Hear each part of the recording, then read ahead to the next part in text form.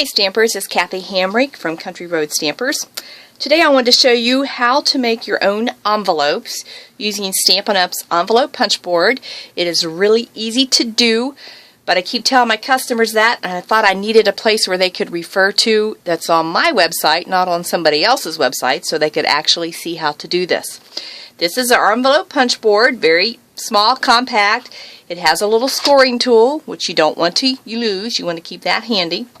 So I'm going to show you how to do a basic envelope like you would do for our standard card size. It's 5.5 by 4 1/4. But using this envelope punch board, you can make whatever size you have. You can get your card done, measure it, figure out what size envelope, and you want your envelope maybe just a little bigger, but depending on the thickness of your card. But I'm just going to stick to the basics so that you'd be able to refer back to this. So on your envelope punch board, it has, now I don't know if I can get this where you could actually see it, so you just kind of have to take my word.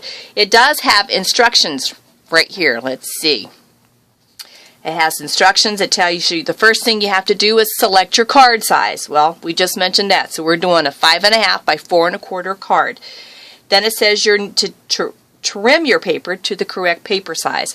Well, that means I have to look down here because in these 3 columns, there's a column that says card size, paper size, and the score line that you're going to use. So we've already determined that we're going to do a 5.5 by 4 1/4 card size. So I'm just going to look right down here and, oh, there it is, 4 1/4 by 5.5. And it says that I need a piece of paper that is 8 by 8. Well, of course, I've already got that cut, and I like to use designer series paper because it's a lighter weight. We also have envelope paper, which I never thought, but I should have got some of that out to use this morning. But you cut that paper 8 by 8. Then it says that the score line is going to be 3.5. So let me show you what that means. Up here at the top are numbers, and trying to get this where you can actually see it. It starts at 1 and works its way out to 5. So we're going to go right here practically in the middle at 3.5, and that's where I'm going to line up this piece of paper. Just like so. It's lined up at the 3.5 mark here on the end. So the first thing you always do is punch. So I just put my hand and punch. Then you can see there's just a little groove here at the end, and I'm just going to seat this little, we'll call it a bone folder, right in here, and I can just fill that line, and I just go right down that line and score. Now I don't have to remember that 3.5 mark again. That's gone from my memory because now all I have to do is turn this 90 degrees and line it up on this little score guide. So I'm just going to put that little score line that I just made, and the first thing you always do, punch. And then you're going to score. So punch and score. It's kind of like P.S. Don't forget this. Punch and score. And if you can't see the score line, you can go back and score it again. Just don't score too hard because when you're using a thin DSP, you can run that score tool right through it. So again, I'm going to rotate 90 degrees, match up the score line, punch, and score again.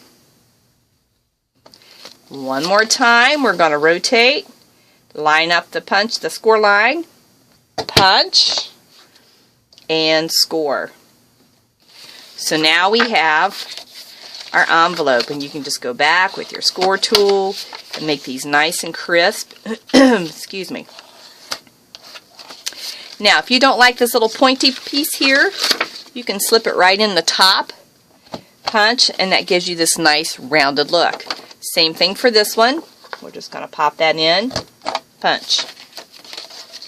So now all I need to do is take some glue, and I have my Tombow glue here, which is my favorite to use on this, and I'm just going to put a thin line of glue here, like so, and just fold that close, let that hold for a little bit, so that my envelope is all nice and folded. I could do the same thing on here, or I suppose you could even tape it shut if you wanted.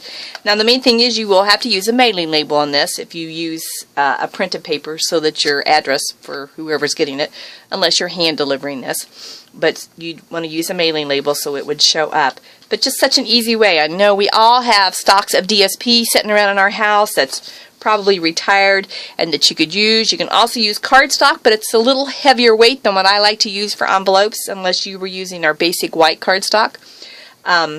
Also, there's the envelope paper that you can buy that is the super weight to use for making your own envelopes. This way, if you make a card that is a different size, all you have to do is take the measurements of your card and look here and see what size envelope you would need to make, because it will tell you what size paper and exactly where to score it, just like I did here. So hope that helps you out so you have a reference for that. Thanks for stopping by.